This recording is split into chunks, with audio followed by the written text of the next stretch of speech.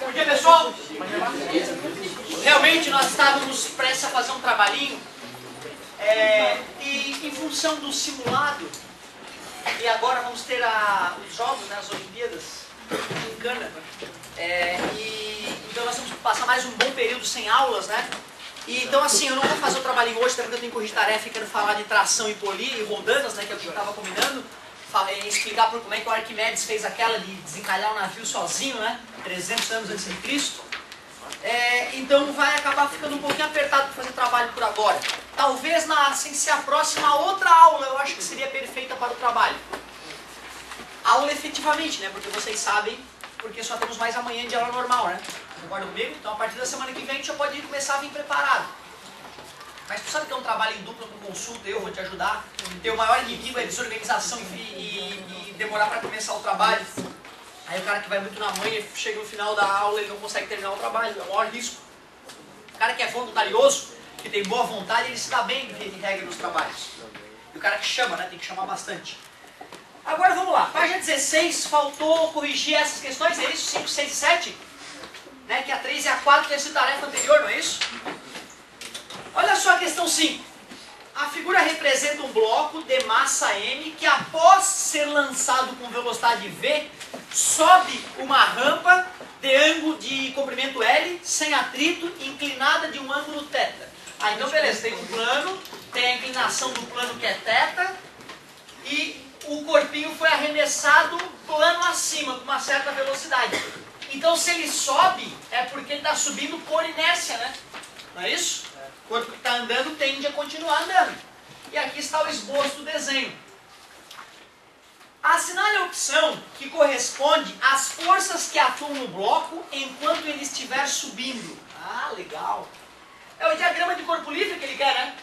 A dica que eu te dei para representar as forças aqui era, primeiro, pontilhada paralela, pontilhada perpendicular, não é isso?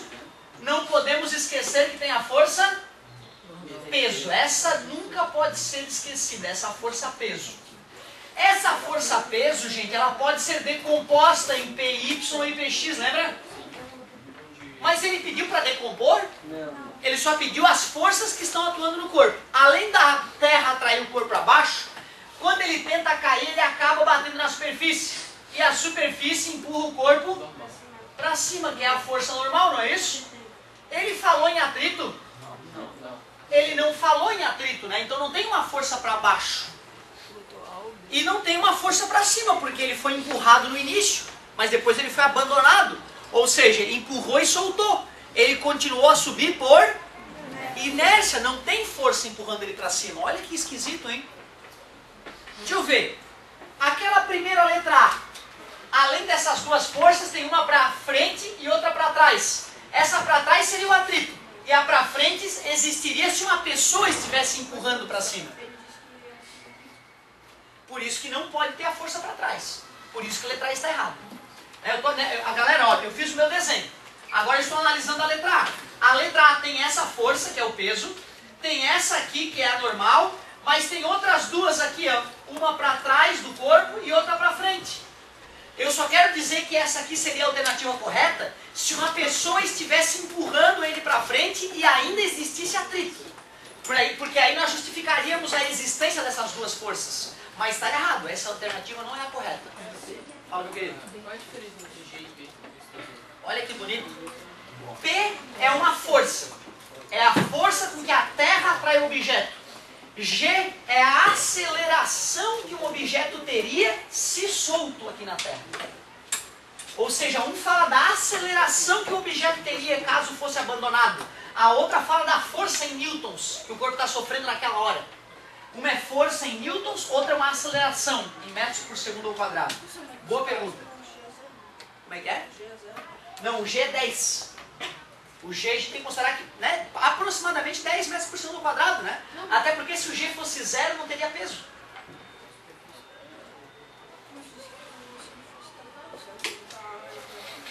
Ah, entendi. É que olha só, isso bacana a tua colocação. Agora que eu entendi, Lucas, vamos tentar deixar isso bem claro, porque essa tua confusão provavelmente tem na cabeça de várias pessoas também. Física é algo complexo, se for ver. Eu tento deixar idiota aqui pra ti. Mas física é uma coisa delicada. Tu vê, primeiro os colegas estavam perguntando, professor, qual é a diferença entre G e P? Pô, tu vê, P é uma força, é uma coisa nova na nossa vida, força. Começamos a estudar há pouco, um mês, 2 meses atrás, força, 1 mês e meio atrás. A aceleração a gente já está estudando há tempo, né? Metros por segundo ao quadrado, já fizemos provinhas, já calculamos acelerações de várias maneiras. Mas tu vê, isso como uma está relacionada com a outra, né? É a aceleração da gravidade que está gerando o peso, digamos assim, né? Então pode confundir. Então a pergunta do colega foi ótima.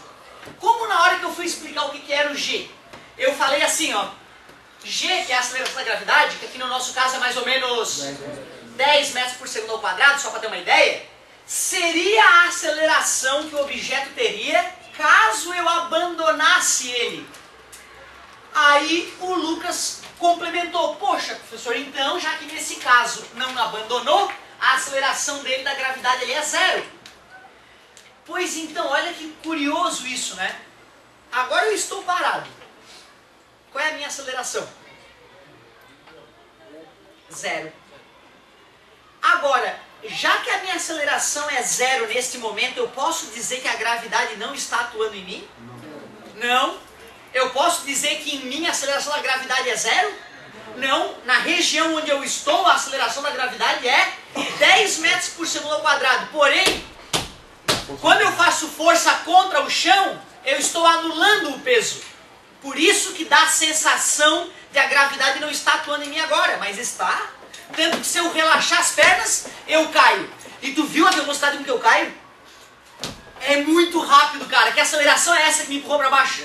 10 metros por segundo ao quadrado, e ela está presente. Tá beleza?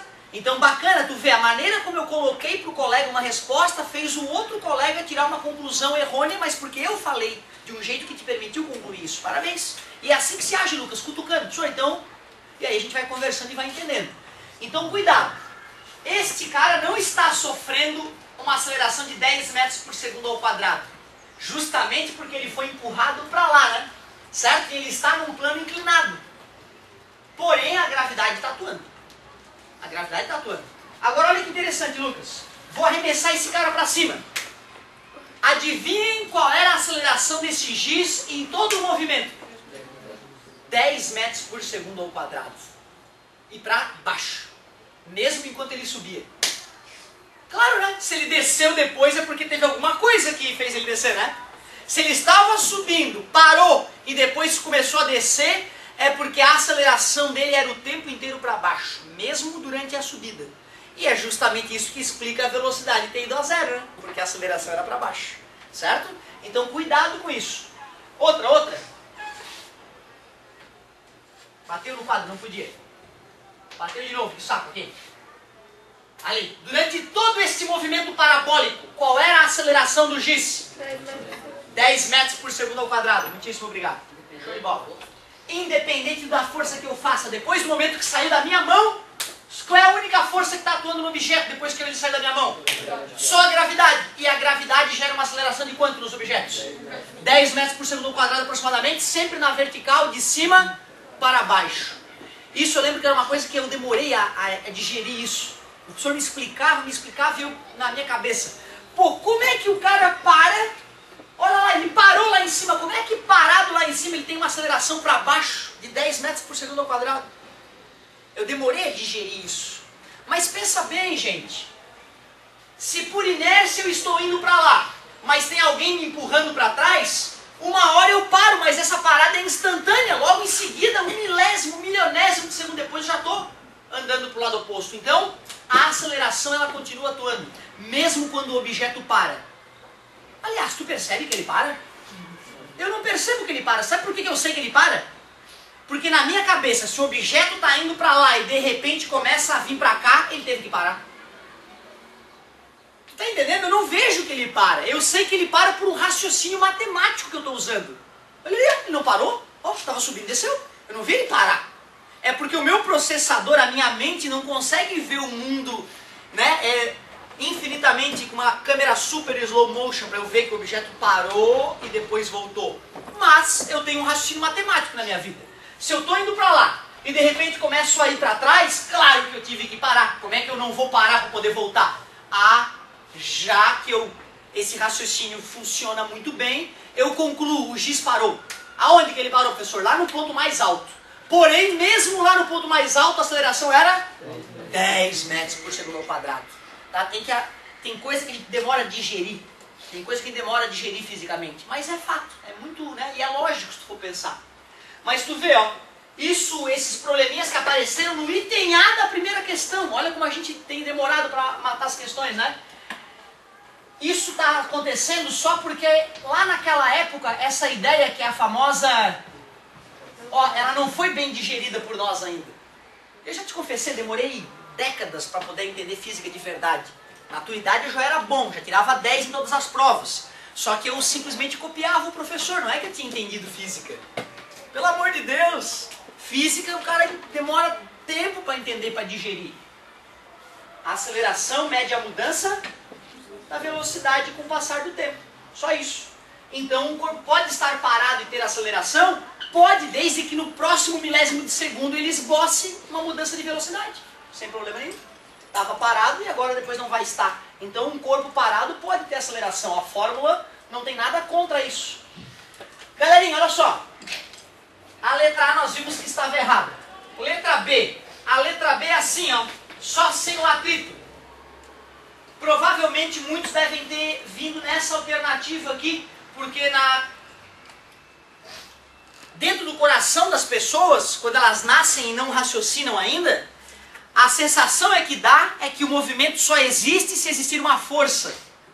Não é? Está no nosso coração isso. Newton, um gênio, é que percebeu que não é assim. Newton, o primeiro gênio que percebeu, não, os corpos podem se movimentar mesmo sem força. Na verdade, Galileu já, antes de Newton, falava sobre isso também. Então essa força aqui, ela não existe, na verdade. O item B também está errado, não tem força atuando para cima. Oh, olha ali que beleza. Perfeito, ó. O item C só tem o peso e a normal. A terra atrai o bloco, mas na hora que ele vai cair, ele bate na superfície, a superfície empurra ele perpendicularmente a ela. Professor, mas é que desapós ser lançado. Pois é, mas não é durante o lançamento, é após. Se é após, o cara já não está mais empurrando. Mas ainda tem Galera, olha só, isso aqui é, ó, cuidado, o problema de vocês não está no plano inclinado, está na primeira lei de Newton. A galera ainda não digeriu a primeira lei de Newton.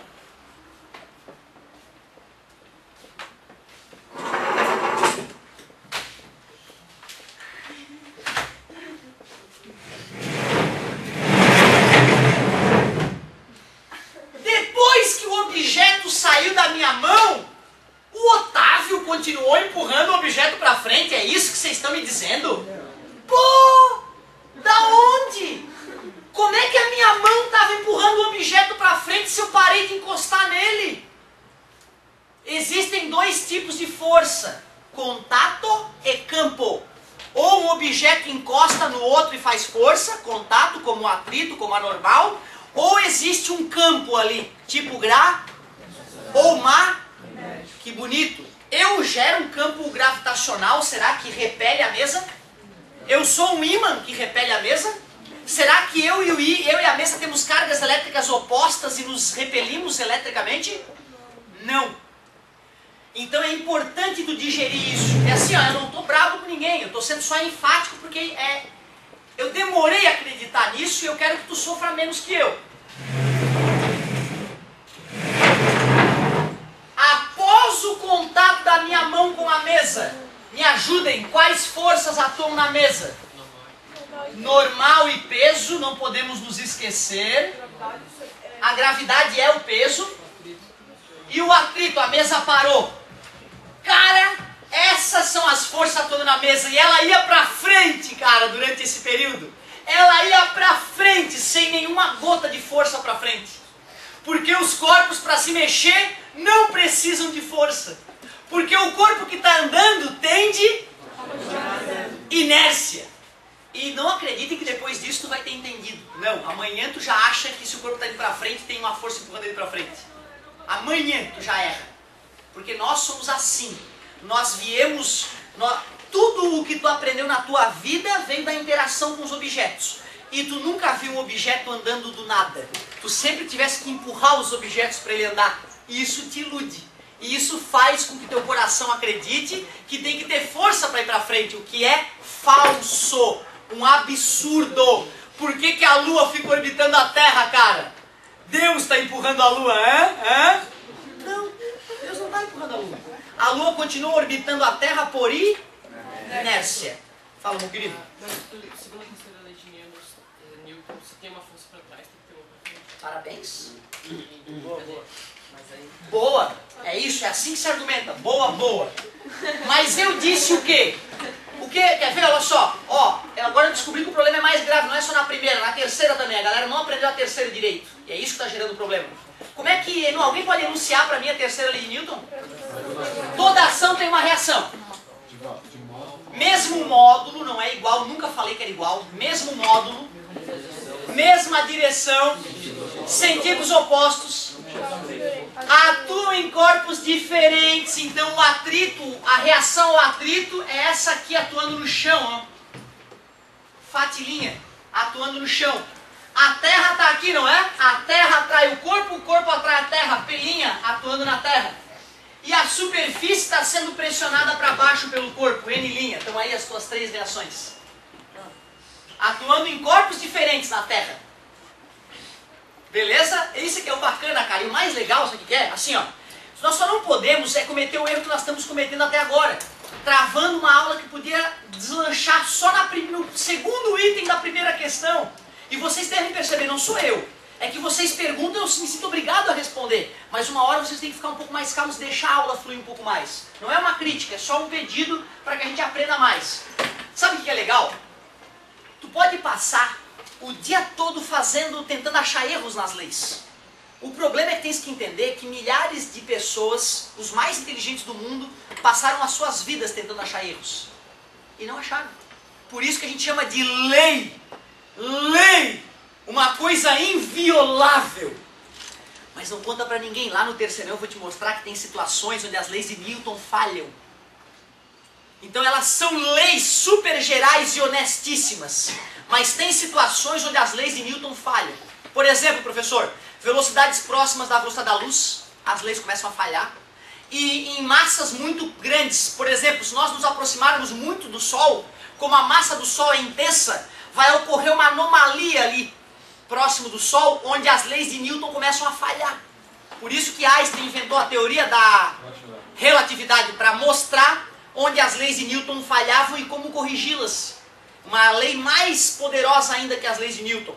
Mas não se preocupe, meus queridos, aquelas leis que eu te contei de Newton, a primeira e a terceira por enquanto, né? Tu pode confiar nelas, confiar a tua vida nelas. Porque elas são extremamente honestas. Só que tu tens que continuar fazendo como os colegas estão fazendo, sempre duvidando, sempre cutucando, para tu ir assimilando essas leis. Beleza? Então olha só, por incrível que pareça, durante a subida do bloquinho, depois que eu já empurrei, quando ele continua a subir só por... não existe a força para cima, são só peso e normal. O maior risco ainda, eu diria, nessa questão, era o aluno querer decompor o peso, botar mais uma para baixo e uma para cá, ó. Esse eu acho que era o maior risco, que quando eu te ensinei plano inclinado, eu te pedi para decompor, não pedi? Então o normal era não decompor.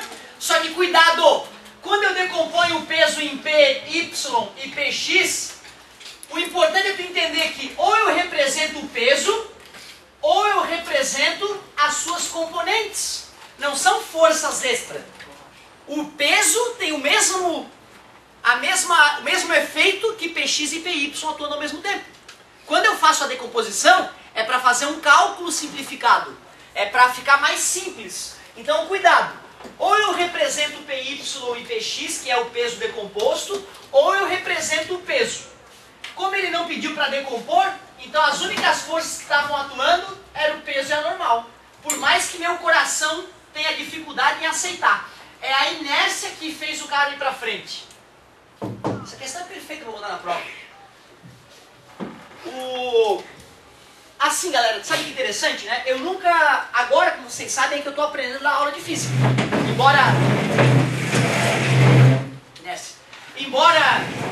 Embora há 10 anos eu esteja dando aula, boa parte do que eu aprendi a fazer foi na prática, foi vendo que eu ensinava e ia cobrar na prova e o cara errava. Eu, porra, será que eu sou tão ruim? Ensina, o cara errava. Eu, meu Deus, aí o cara vai percebendo, caramba, a galera tende a pensar errado já. E eu me colocava no lugar do aluno, porra, eu pensava errado também. Demorei a me curar, demorei a perceber a inércia existindo. E aí o bacana é que quando o cara vai aprender da aula, o professor, doutor lá, ele fala, não, existe na cabeça dos alunos uma concepção alternativa. O aluno entende a vida do jeito que ele vai vendo e vai construindo suas leis internas. Essas leis internas que tem dentro de ti que tu quer usar são chamadas tecnicamente de concepções alternativas. Uma das mais fortes é essa da inércia. O que me apavorou é que ele falou que num curso de engenharia, tu imagina, toda a galera fazendo engenharia, já fizeram física 1, 2, 3, já fizeram as físicas da faculdade. O cara faz essa pergunta, tem cabeça de bagre que erra e bota uma força pra frente, empurrando o corpo pra frente.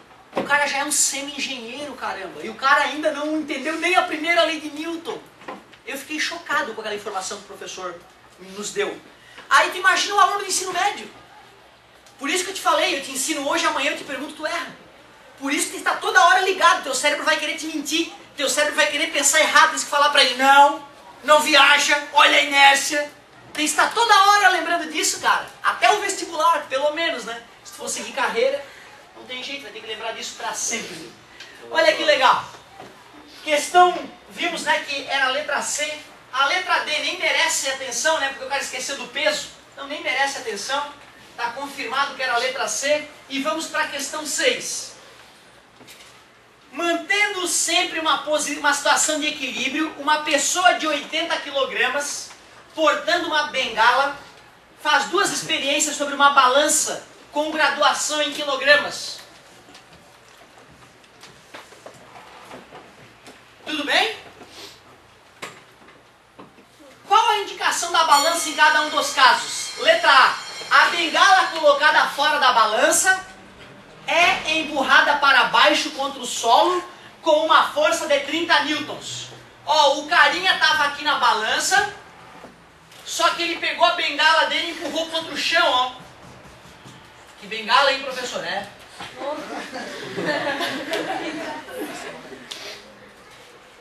Bem realista, hã? Pessoal, primeiro, se ele não estivesse apoiando a bengala fora da balança, já que ele tem uma massa de 80 kg, quanto que a balança registraria? Lógico. Mas pensa, te coloca no lugar da balança. O cara pega a bengala, apoia fora da balança e se apoia um pouco na bengala. Vai aliviar o peso que ele está fazendo na balança, concorda comigo? E já que ele fez 30 newtons... Ah, gostei. Então vai só reduzir em 3 quilos, né? Vai para 77. Legal. Observe que nós estamos fazendo intuitivamente, né? Eu não fiz nenhum cálculo, nenhum desenho preciso. Concorda comigo? 77 a letra A. Depois eu vou explicar mais bonitinho. E quando ele coloca a balança apoiada na própria, a bengala apoiada na própria balança? Será que é 83? Mas quando o cara está fazendo força pra Isso é muito legal. Cara, vocês deveriam fazer isso todo dia. Esse é o momento que vocês aprendem. Não é o momento em que eu estou dando aula, é o momento em que um está discutindo com o outro de igual para igual e tentando argumentar, um tentando convencer o outro com seus argumentos lógicos, quem está correto. E aí a gente vai crescendo e vai aprendendo. Que bonito. O normal é isso, tá, Lucas? O normal é o cara pensar, poxa, se eu estou ali na balança, tá 80 quilos, eu pego uma bengala e espremo a balança, aumenta. Mas de onde é que está vindo essa força que tu está usando para espremer a bengala contra a balança? Não é do teu próprio peso? Ou seja, estás aliviando a força dos pés e transferindo para a bengala. Mas como a bengala está apoiada na mesma base que a balança, não vai fazer a menor diferença. Poderias, inclusive, subir na balança. Ficar assim, ó. Tá aqui a bengala, o carinha trepa na bengala assim, ó. As perninhas dele. Hã? Gostasse, né? Nesse caso, sim, o peso do cara vai continuar sendo 80 kg. Considerando que esses 80 já é ele e a bengala, né, galera?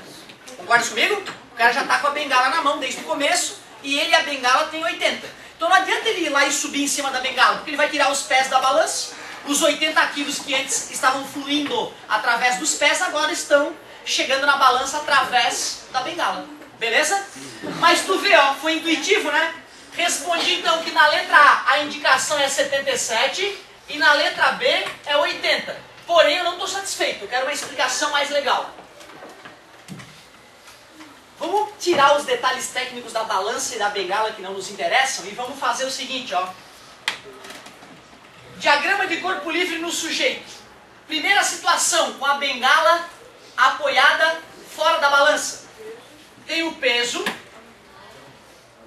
A normal que vem da balança, NB. N bar.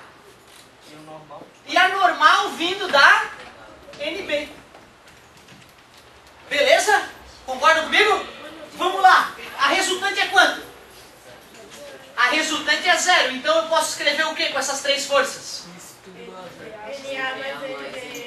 NBA que é para cima mais NBE que é para cima é igual ao peso. Show de bola. A balança não lê a força que ela faz no objeto, que o objeto faz nela, portanto, eu quero descobrir quanto vale isso. NBA. Qual é a força que a bengala faz? 30. O cara disse que era 30. Peso, como é que se calcula peso? N. Já que a massa do cara era 80 e a gravidade a gente pode considerar 10, o peso do cara é 800 newtons. Mais, passa para lá, NBA, que é a normal na balança, 800 menos 30, normal da balança, 770 newtons, que passando para quilogramas daria...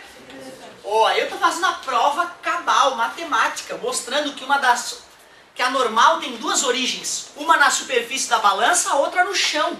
E aquela normal que atua no chão, a balança não é adivinha. Como é que a balança vai descobrir? É a balança da NASA, que descobre, tá roubando ali com a bengala, vou descontar. Né? Não faz sentido. Agora vem cá. Quando? Como pode perguntar? O peso da bengala você leva em conta? Isso a gente discutiu há alguns minutos atrás. Eu supus que esses 80 quilos já é os dois. O velhinho já chegou com a bengala lá, já subiu na balança e já estava com a balança dele, já indicou 80. Certo? Aí ele começou a pensar fisicamente na aula. Né, 60 anos atrás eu estudei isso, aí ele foi verificar. Né? É isso aí, todo velhinho faz isso quando vai se pesar. Ô galerinha, a segunda situação, qual é a diferença? É que a normal vem toda da balança, não existe mais a normal da bengala atuando fora. Concorda comigo? A normal vem toda da balança, não importa como é que o cara faz a força.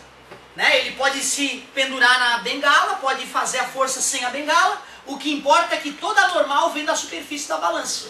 Então a equação ficaria desse jeito e por isso que não vai haver alteração. 800 newtons, que é 80 quilogramas. Então as respostas estão justificadas agora pelos cálculos. Show de bola! E para finalizar, questão 7.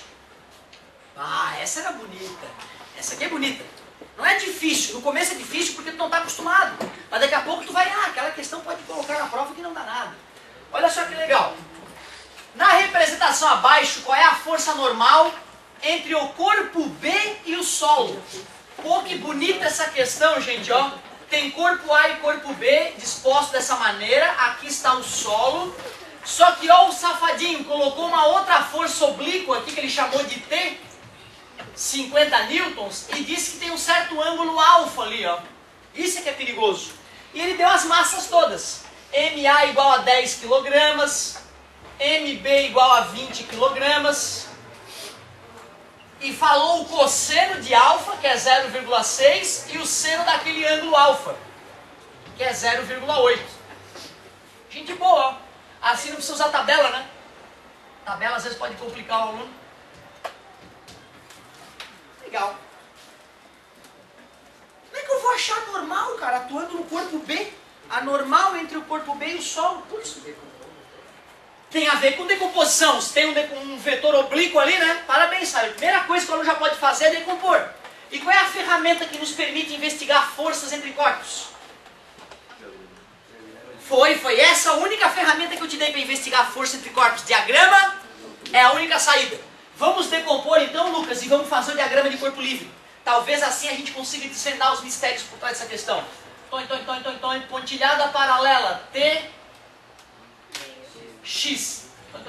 Pontilhada paralela, TY. Já faz aqui no cantinho. TX é igual mamãe.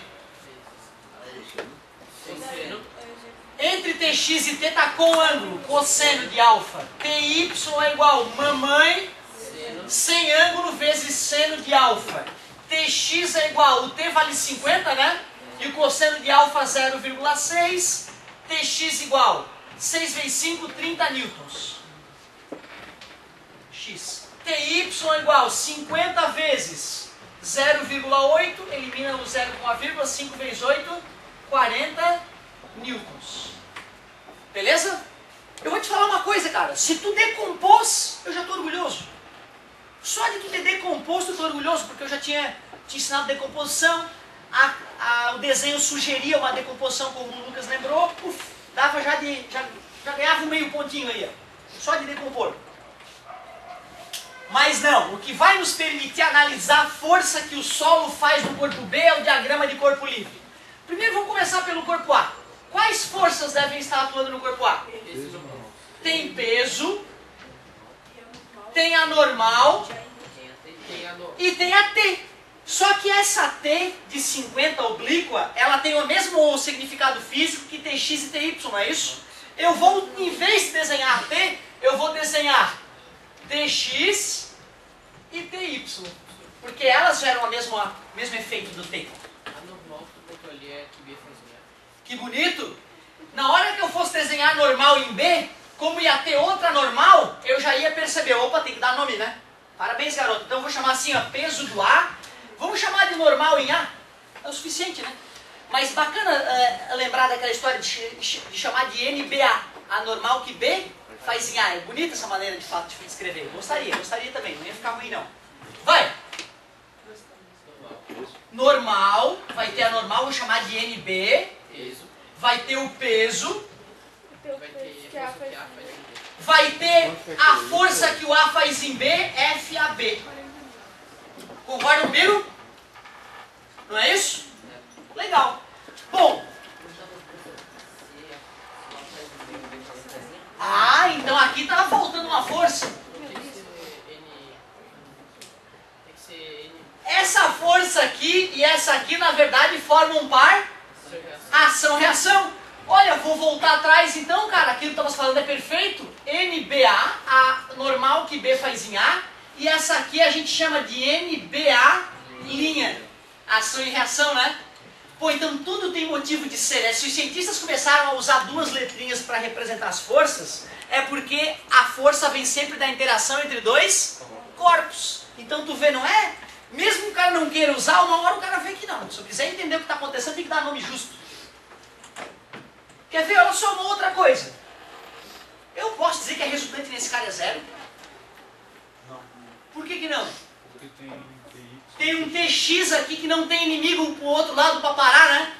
Se eu quiser supor que o corpo A esteja parado, só se eu colocar para cá, por exemplo, o atrito. Não, o atrito, né?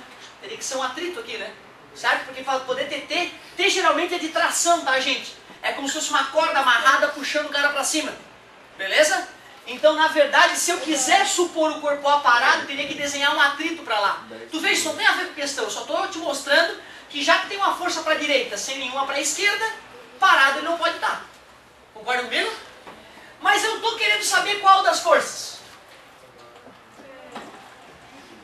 Não é a normal atuando no corpo B? A normal que o solo faz em B? Para poder achar essa força aqui, eu primeiro vou escrever uma equação aqui. Ó. O que eu posso escrever? Esse cara eu posso dizer que está parado? Posso, né? Tem força para cima e para baixo. Ele não falou que o cara estava subindo ou afundando. Então eu posso dizer que ele está parado. O que eu posso escrever olhando para essas forças aqui? NBA, que é para baixo, mais o peso do B, que é para baixo, é igual a NB. Ou o peso do B eu consigo achar, né? Concordam comigo? Qual é o peso do B, por favor? 200, tudo bem, né, galera? M vezes G, né? Tudo bem, né? 20 vezes 10, 200. Oba! Putz! Para eu achar normal atuando em B, eu precisaria da NBA. Ferrou, não vou conseguir. Ah, mas espera aí. Esse corpo está subindo? Ele está descendo? Não. O máximo que pode acontecer é ele ir para a direita, né? Mas aqui nesse eixo, que é o eixo Y, eu posso escrever uma equação com essas três forças. O que eu posso escrever? NBA, que é a força para cima, mais TY, que é para cima, é igual ao peso do A, que é para baixo. NBA, vamos ver. Quanto é que é o TY? 40, obrigado. Quanto é que é o peso do A? 100. Mais 40 passa para lá. Menos 40. 100 menos 40. Agora que eu descobri o NBA, quanto é que é o N'? NBA'? Ação e reação tem mesmo módulo, não tem? 60. NB, 200 com 60. 260. Essa era bem mais documentada, tinha que fazer diagrama, tinha que pensar, tinha que decompor. Oh, essa é bonita. Essa é bem bonita. Pessoal, olha só. Se não tivesse essa tração, qual seria a normal atuando em B? De onde é que tu tirou isso? Deixa eu ver. A massa de um era 10, a massa do outro era 20. A massa total é 30. Vezes a gravidade que é 10, 300. Se o peso da estrutura toda é 300, o corpo de baixo vai ter que empurrar para cima com parabéns. Mas quando tinha essa tração, teve uma força atuando para cima de quanto? Ah, então o peso desse que era 100, com 40 para cima, descontou 40, né? 100 menos 40. Ah, quer dizer que o peso dele era 100, mas só está aplicando no corpo de baixo 60 por causa da tração. E aí, já que esse tinha uma massa de 20, dava 200, com os 60 ali de cima, então tu vê, dava de fazer mentalmente. Só que é muito mais interessante, aprende muito mais montando a equaçãozinha, né? E tu viu como são óbvias as equações? As forças para cima tem que dar igual às forças para baixo, para poder ficar parado, né? É intuitivo até. Então essa questão aqui merece até um asterisco, eu colocaria de repente ela como um desafio da prova. O 11º ponto da prova. Oh, legal, legal. Mas dentro das questões normais eu evitaria nesse começo, só se fosse na outra prova, aí de repente eu já aceitaria colocar.